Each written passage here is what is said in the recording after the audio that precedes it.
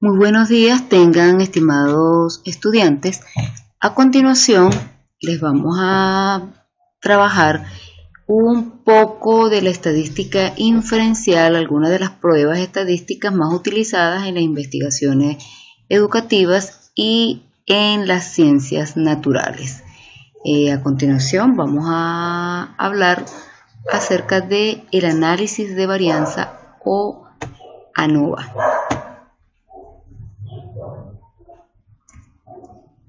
El análisis de varianza es una de las pruebas estadísticas que permite descomponer la variabilidad total en dos componentes de variación.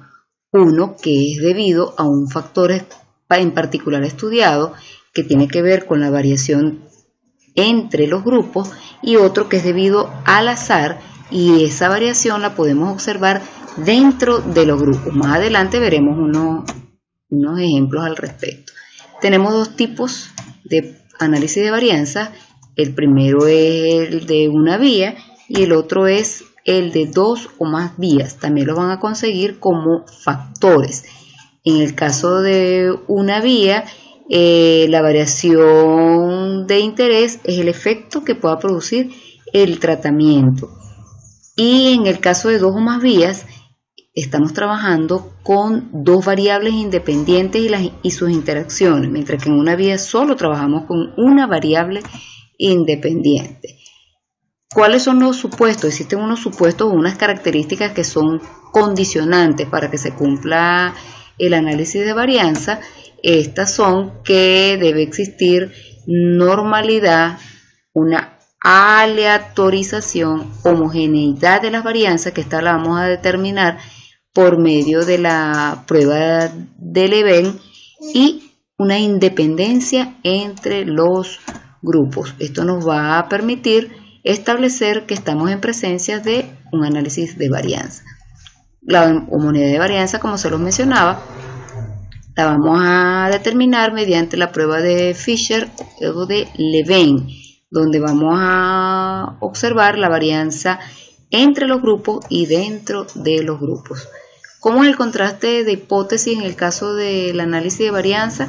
En el de una vía, que es el que nos corresponde, vamos a tener, como estamos trabajando con más de dos grupos, a diferencia de prueba T, que eran solamente hasta dos grupos, las diferencias van a estar establecidas dependiendo de la cantidad de grupos que tengamos presente. Por eso en la hipótesis nula, la simbología que vamos a observar es la igualdad entre cada uno de estos promedios dentro de los grupos, mientras que en la hipótesis alternativa vamos a trabajar específicamente con las diferencias significativas que puedan existir entre esos grupos. Por tanto, en un análisis de varianza, el contraste siempre va a ser bilateral. Los ejemplos con respecto a la variabilidad que mencionaba anteriormente. Supónganse, en este primer caso, se está viendo una población, viendo unos promedios de unas calificaciones en un grupo, cada grupo de 3 estudiantes, que da un total para 9 estudiantes. Recuerden que esto es totalmente didáctico. Fíjense que los promedios que he obtenido en esas calificaciones para cada uno de los grupos es el mismo, tanto en el grupo 1, el grupo 2 y el grupo 3, todos los estudiantes tienen la misma calificación, es decir, 5 puntos. Por tanto, no existe diferencia ni entre los grupos ni dentro de cada grupo. Veamos el segundo caso. En el segundo caso tenemos nuevamente los 3 grupos. En un primer grupo, en el grupo 1 los valores son de 6 puntos, en el grupo 2 tuvieron 7 puntos y en el grupo 3 siguen permaneciendo los 5 puntos. Aquí podemos observar una variación, pero entre los grupos, una pequeña variación entre los grupos diferentes, es decir, entre el grupo 1, el grupo 2 y el grupo 3, pero no existe variación dentro de los grupos, porque cada grupo internamente están teniendo el mismo valor. Luego tenemos un siguiente caso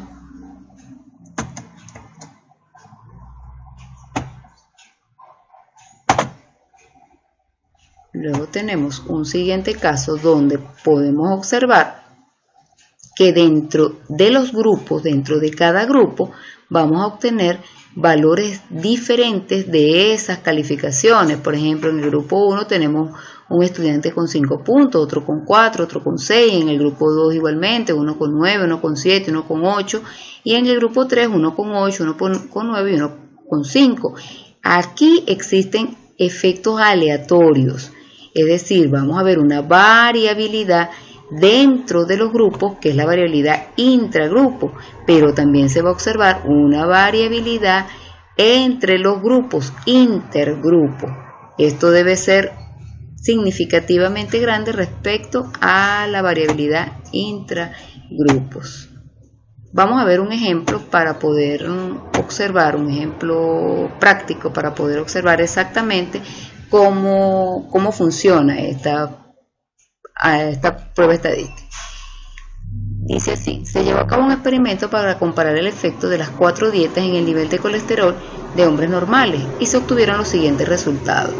El planteamiento de las hipótesis quedaría la simbología en la hipótesis nula, que el promedio del grupo 1 o de la dieta 1 es igual al promedio de la dieta 2, igual al promedio de la dieta X. ¿Quién es? Sería aquí dieta C, dieta D. Y en la alternativa, que todos esos promedios van a ser diferentes, porque recuerden que estamos en un contraste bilateral. Estos son los datos que luego los vamos a introducir en nuestro paquete PSPP. ¿Cómo pudiera ser una manera de plantear nuestras hipótesis? Como lo ven acá. La hipótesis nula, el promedio 1 igual al 2, al 3 y al 4, que dice el nivel promedio de colesterol es igual en todas las dietas estudiadas. Y en la hipótesis alternativa, el promedio 1 igual al promedio 2, diferente al promedio 2, diferente al promedio 3 y diferente al promedio 4. Esto quiere decir que el nivel promedio de colesterol es diferente en todas las dietas estudiadas. El alfa que vamos a trabajar es el 0,01 y el contraste es bilateral. Veamos entonces cómo es su aplicabilidad en el paquete computarizado PSPP, que es el que ustedes están trabajando en sus actividades prácticas en la sala de computación. Veamos la manera de hacerlo. ¿Qué es lo primero que debemos realizar? Nuestras variables. Aquí nos vamos a vista de variables y entonces vamos a revisar todas las variables. Aquí vemos no solo uno, sino que vemos 4 variables, 5 variables que están ya prediseñadas.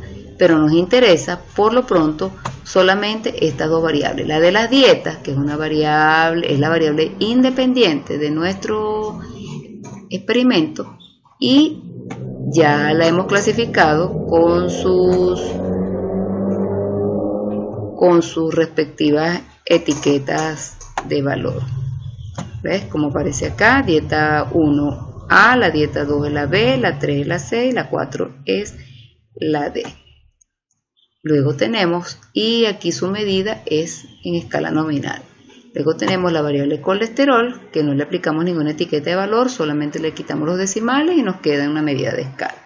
Nos vamos a la vista de datos y en la vista de datos lo que hicimos fue introducir todos los datos de las dietas que teníamos presentes, de las 4 dietas, y eso nos contabilizó 17 datos. Luego revisamos en los datos que teníamos de nuestro estudio y veíamos que teníamos 5 datos correspondientes a la dieta A, 4 datos correspondientes a la dieta B, 3 datos correspondientes a la dieta C y 5 datos correspondientes a la dieta D. Introdujimos todos estos datos y en la variable dieta vamos a seleccionar el número correspondiente a la dieta de los datos seleccionados, es decir, los primeros 5 datos que correspondían a la dieta 1, les colocamos el valor 1, que es el que le dijimos al computador que representaba la dieta A. Luego tenemos, en el segundo caso con la dieta 2, tenemos 4 datos, por lo tanto introdujimos 4 veces el número 2, luego 3 veces el número 3, que eran los 3 datos de la dieta C, y luego 5 veces el número 4, que representaban los 5 últimos datos de la dieta D. Nos vamos nuevamente, entonces ahora sí vamos a hacer nuestro análisis. Nos vamos a analizar, vamos a comparar medias. Aquí tenemos factor de una vía, on, way, ANOVA. Vamos a dejarlo aquí. Vamos a pasar quién es mi variable independiente. Recuerden que tenemos otras variables ya prediseñadas. Seleccionamos solo la variable que nos interesa. En este caso nuestra variable dependiente del análisis de varianza es colesterol, que es el que estamos midiendo. Lo seleccionamos, lo pasamos. Luego nos preguntan el factor o grupo. Es este, dietas, ¿verdad? Que es el que estamos trabajando. Le pedimos los descriptivos, la homogeneidad y le decimos OK. Obtenemos entonces unos resultados. Veamos los resultados obtenidos.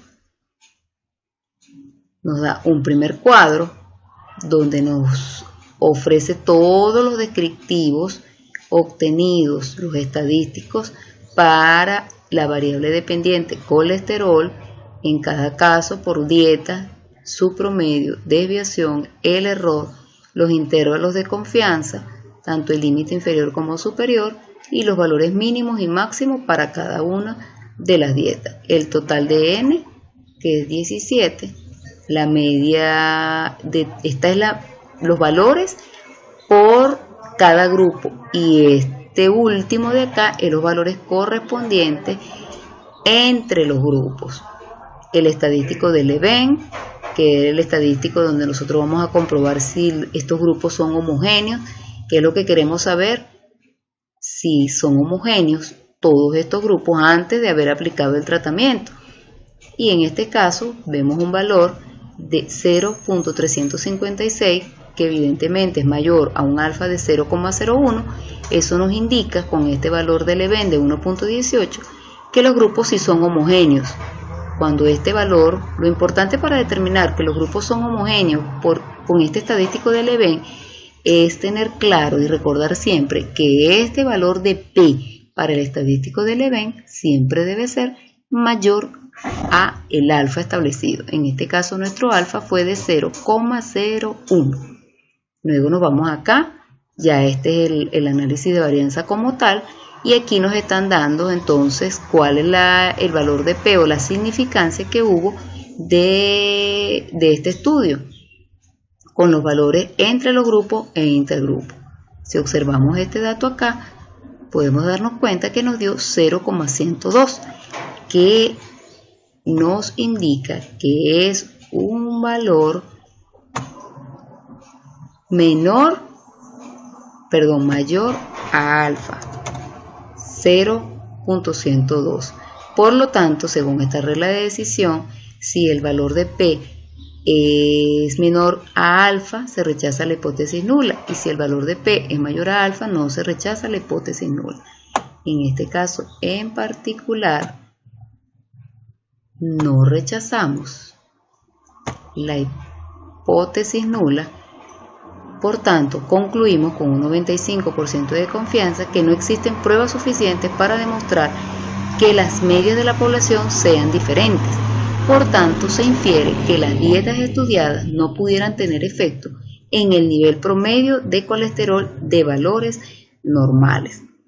Es importante destacar que en caso tal de que este valor de P haya sido menor a alfa, es decir, en el caso de haber rechazado la hipótesis nula, que cuando rechazamos la hipótesis nula ya ustedes saben que nos debemos apoyar en lo que nos dice la hipótesis alternativa, entonces en ese caso en particular debemos determinar de dónde procede ese efecto, porque recuerden que aquí tenemos varios grupos.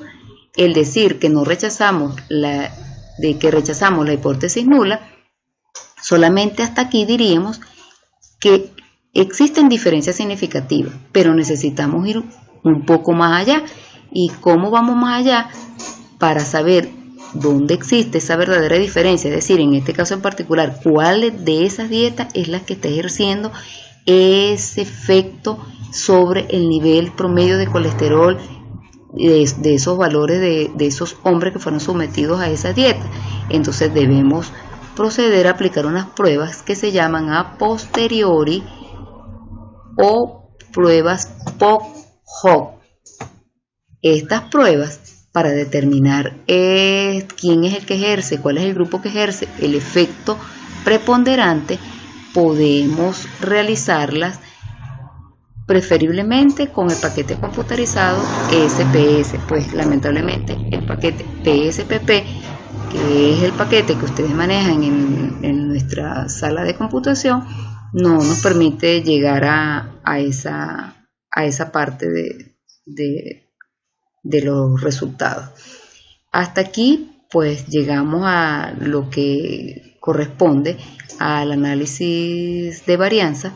Se les agradece, por favor revisen el video, las dudas que puedan tener pueden plantearlas entonces en el aula virtual, y luego en la actividad presencial de la siguiente clase pues realizaremos los ejercicios correspondientes a esta prueba estadística y se aclararán todas las dudas que puedan surgir. Bueno, me despido de ustedes. Muchísimas gracias por su atención.